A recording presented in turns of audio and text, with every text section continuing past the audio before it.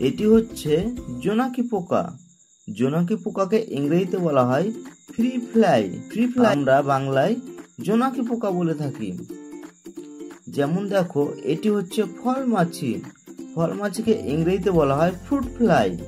Fruit fly মানেই ফল মাছি। এটি হচ্ছে বোলতা। বোলতাকে ইংরেজিতে অপস বলা হয়।